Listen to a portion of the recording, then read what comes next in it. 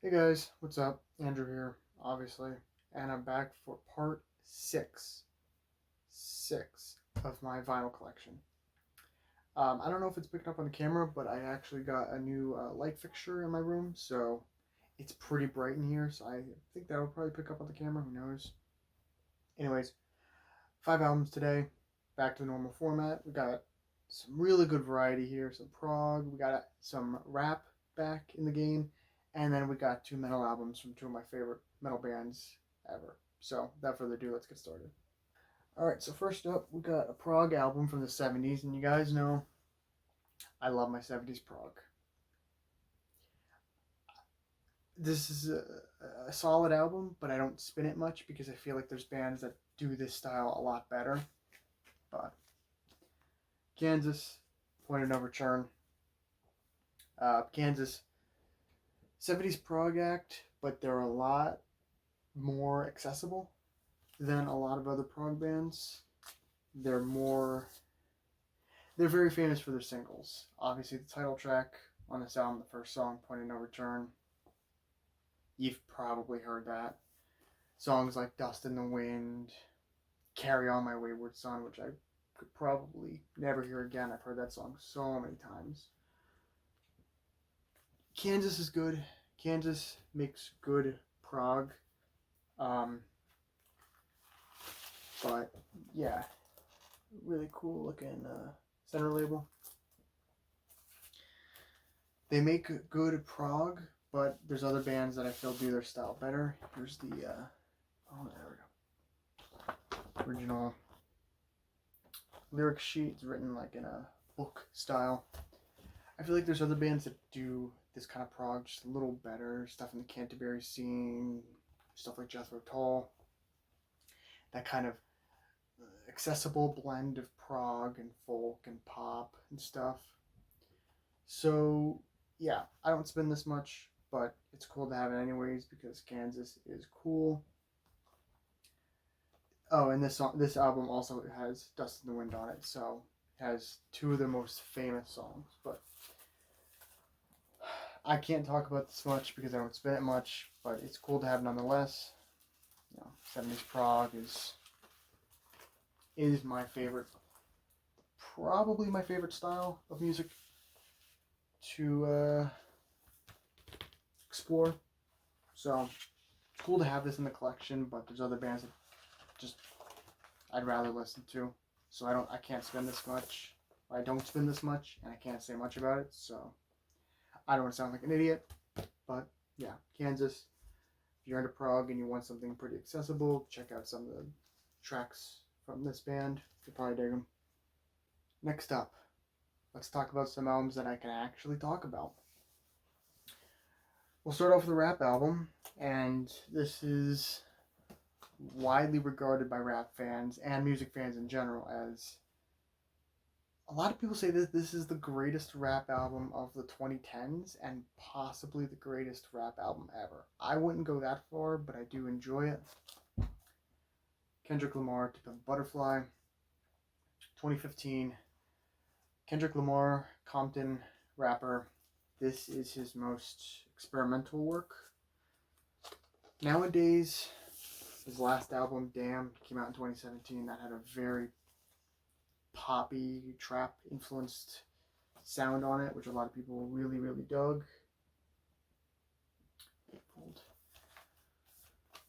Here's the back. Don't know if I showed the back on the Kansas album, but it wasn't. Actually, it is pretty cool. That is actually pretty cool. Anyways, Kendrick. This is more experimental. If you've heard his singles recently, not 2017 singles like Humble and DNA and stuff like that, and the stuff he did for the Black Panther soundtrack, this doesn't sound anything like it. This is a lot more jazz based, a lot more funk based, and it's a really, really cool album. I've listened to this album a lot of times. Very basic center label, so I won't show those too often. Or too much, I should say. I do really enjoy this album. I've listened to it a lot, especially probably like sophomore year of college. I was there was like a couple weeks where I was playing this pretty much every day. I really enjoy this album. I don't listen to it too much, and honestly, it's not because of the music. The music's great, but it's about the lyrical content. Now, I'm not sitting here saying that I agree or disagree with the politics, because honestly, I don't really give a shit about the politics. However, if I'm gonna listen to music, I generally prefer to listen to music that is not political. I have a very big distaste for the current state of American politics, and I hate everything about it.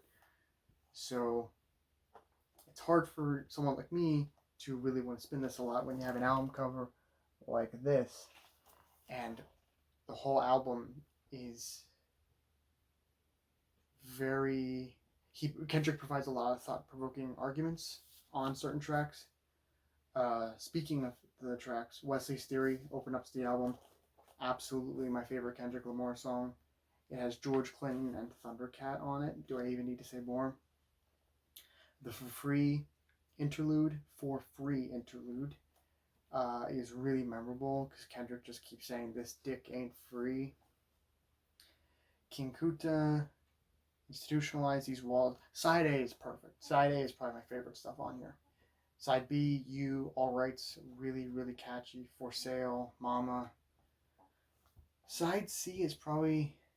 No, I'd actually say that like the first half of Side C. There's a few songs on Side C I'd probably say are the weakest songs on the album. Hood Politics and Complexion are probably the lesser songs on the album. But then you got stuff like How Much a Dollar Cost and The Black or the Berry, which is just incredible. You Ain't Gotta Lie's alright. Eyes, really cool because it's like a live version of the song, but like a mock live version, kind of.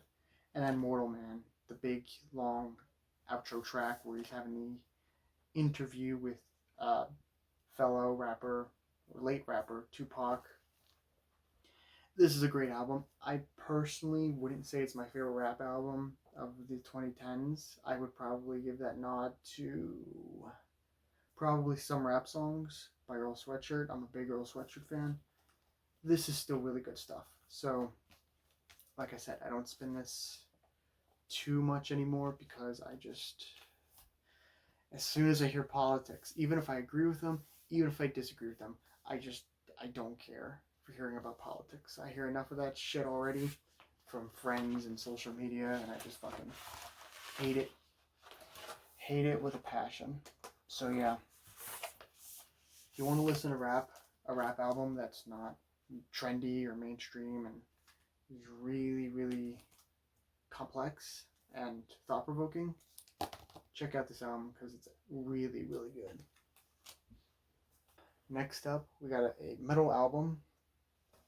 One of the more famous metal acts, I'll say, from the 80s. King Diamond with Abigail. King Diamond, solo band for vocalist King Diamond. Started it after Merciful Fate broke up in 1984. This is their 87 album. It's their most famous album. It is not my favorite King Diamond album. That would be Conspiracy. My favorite album that he sung on, period, is Melissa. This is still awesome. Awesome, awesome stuff. There's the back. Really cool picture. I love that picture of King. I first heard Merciful Fate back in, I want to say, around May of 2017, which would have been right the end of my senior year of high school. I was getting into like Death and Morbid Angel and stuff like that. And I was just kind of like watching some of their songs on YouTube, listening to some songs on YouTube before I ramble on some more. Clear blue vinyl. It's obviously a repress, but it looks sick. Sounds great. I was on one of the videos of, I don't remember if it was Death or Morbid Angel. I was on one of those videos, just kind of looking at the comments. And here's a lyrical sheet with all of them flipping off the camera. Lyrics. It says, "We would like to thank our family and all of our friends for their love and support. A special thanks to all you diamond bangers around the world. Stay happy." Cool stuff. Anyways, reading the comments of some of those Death and Morbid Angel videos, there was one comment, I don't remember the name of the account, obviously, but they said, like, "Oh, you remember when you were 16 and you were obsessed with bands like Iron Maiden and Metallica and Merciful Fate, and then you heard death metal and your mind was blown?" And I was like, well, I'm into Maiden, I'm into Metallica, and getting into death metal, but this Merciful Fate band, I don't know too much about them.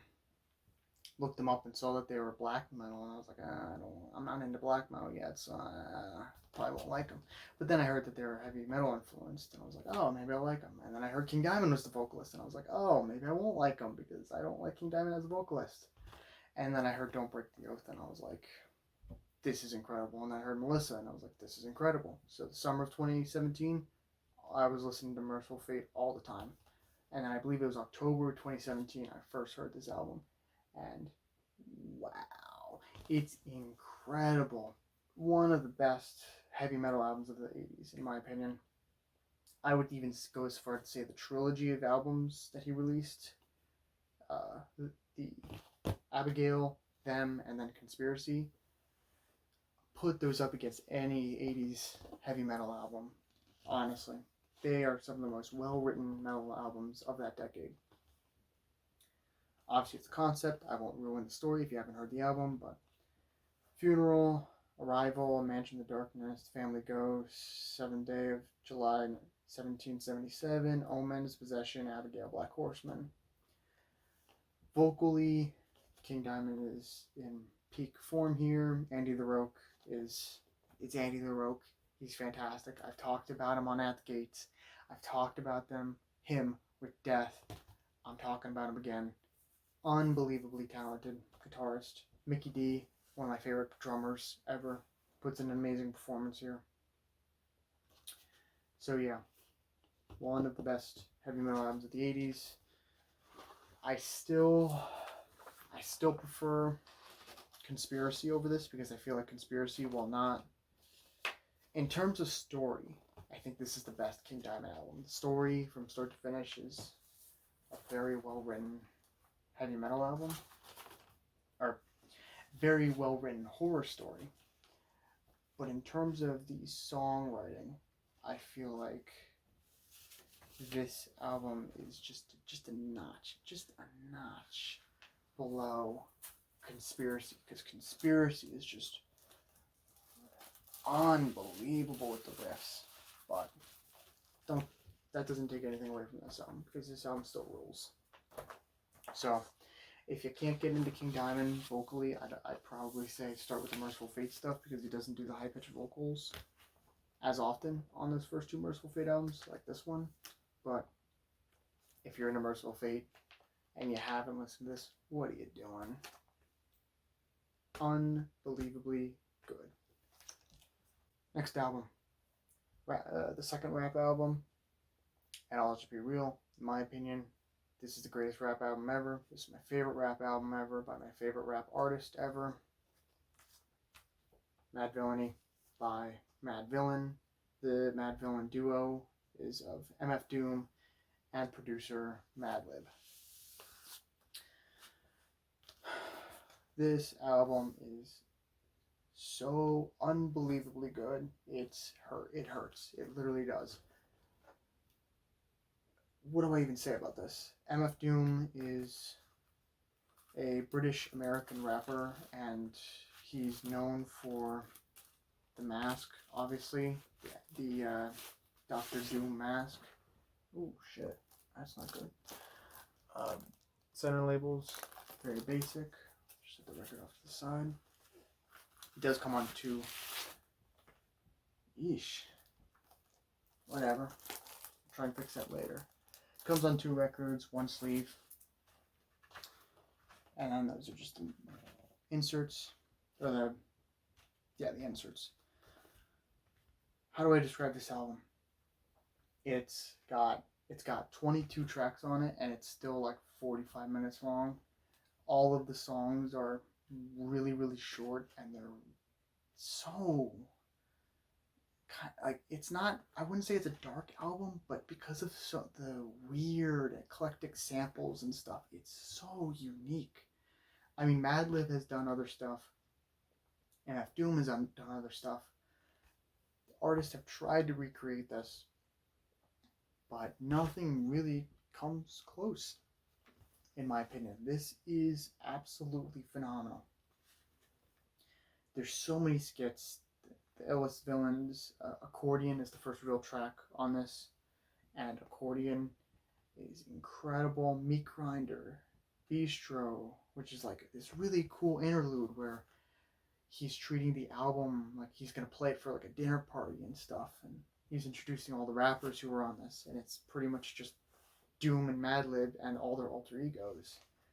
America's Most Blunted, which is just great. Sick Fit, Rainbows, Curls, Do Not Fire, Money Folder, Shadows of Tomorrow, Operation Lifesaver, which is just a fucking hilarious song about Doom meeting a girl at a bar, and her breath stinks.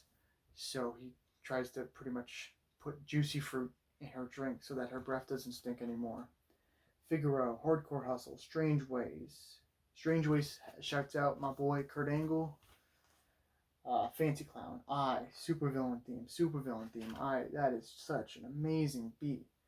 All Caps, Great Day, and then finally Rhinestone Cowboy. Every single song on here it's just incredible. I don't know how to say it. It's so unique for rap. It's when I first heard this album, I didn't get it. I was like, this is not for me. Second time I heard it, I became obsessed. And if you follow the Instagram account and you saw my joke of a Spotify 2019 Wrapped kind of review that Spotify does, I posted it on my story, I think, and I have it saved in my highlights if you want to go back. This beats out everything by far. Like, I literally shuffled this album, or not shuffled, listened to this album, God, dozens of times. Literally dozens of times in the matter of a couple months. I just know this album so well.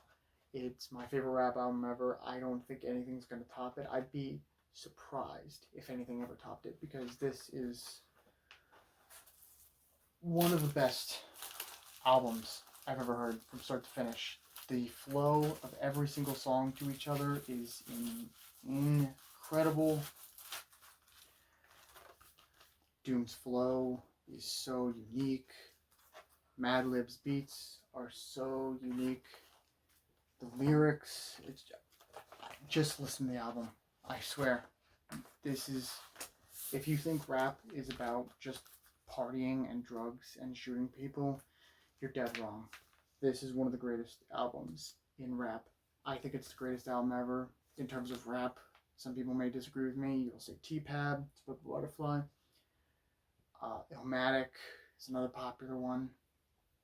If you say My Beautiful Dark Twisted Fantasy, I don't even want to have a rap discussion with you. This is the GOAT. Please listen to this album if you have not. It is outstanding. Well, I'm done singing the praises of that. We'll move on to the last album for this video. One of my favorite bands ever. I don't always talk about this band on my Instagram, but I need to start doing that more, because so many people sleep on this group, or they just listen to their most popular album and they just call it, we'll listen to their most popular album and then we'll just call it quits. So many good albums from this band. Some of the best music in metal history, in my opinion. And this is one of the most underrated. Manilla Road with their debut album, Invasion. Manilla Road, United States heavy metal, power metal band, however you want to say. Pretty much ran from the 70s until 2018, when the leader and only consistent member, Mark Shelton, sadly passed away. And like is tradition with me, I didn't care for these guys until Mark Shelton passed away, and now I love them, and now I'll never be able to see them live. So that's great. Super cool artwork, super cool back, and then obviously it's a gatefold with the lyrics. Awesome, awesome poster. And I'll slide this out, and you get another cool picture. And I believe there's a quote on this. Yeah. Invasion is dedicated to Alan Denny and the cause for which he lived and died. May the Lords of Light be with you. This is so nerdy. I completely understand that. But this is so good, dude. Oh my god. Look at this stuff. This is so cool. This is obviously a recent repress, and they just did an incredible job with it. I'll show off the album real quick, and then I'll talk about it. Really simple, but really cool center label. And then I'll show the insert. This is actually, this is a catalog sheet for a bunch of other records from, what's this, High Roller? Yeah, High Roller Records. So it's just got a bunch of other bands on here. A lot of Tinker, Razor, stuff like that. Cool stuff. Anyways, this band is incredible. Absolutely incredible. And this album is super underrated. It's one of the more 70s sounding albums, which is fine by me because 70s metal is some of the best metal you ever hear. So, yeah, what do we got on here? The Dream Goes On, Cat and Mouse, Far Side of the Sun is gorgeous. Street Jammer is one of the more metal songs, and it's not even that heavy. Centurion War Games and the Empire are just so fucking good. The next album they did, that they shelved until 2002, the Mark of the Beast / Dreams of Eshkatan album, is probably my second favorite Manilla Road album. That is some of the most gorgeous music in this band's discography. My favorite album is still Crystal Logic. That is, in my opinion, the best 80s metal album ever. Heavy metal, thrash, death, black, I don't care. Because, in my opinion, Crystal Logic beats it. This is so good, and so many people don't talk about this band. And even the people who do talk about this band, they don't talk about this album, but this album is just, holy shit, it's so good. I just don't get it. I don't understand why they don't talk about it. But I'm going to, because I'm tired of seeing this stuff go unmentioned. United States power metal is one of the most underrated styles of metal ever. And I'll be right back because this is being a motherfucker. Alright, well that's about as good as I'm going to get it, so. Oh, and I forgot this. Fantastic. Anyways, as I was saying, I'll be right back again. Fuck it, I'll save it for later. Anyways, United States power metal is one of the most underrated styles of metal ever. So unbelievably consistent. And even though some of the bands are, recognizable, Manilla Road and Sabotage and Queensryche and stuff like that, there's so many other unbelievably good bands in that style that people don't talk about. Brock is Helm, Omen, Griffin. I mean, I could just go on and on and on. So many cool bands, so many great albums. People need to start taking this style of music better, or start taking this style of music more seriously, because I'll leave this out because I still need to put that shit in. This is some of the best 80s metal ever. I don't care what you say. That'll do it for this video. Hope you enjoyed. Stay tuned for the next one.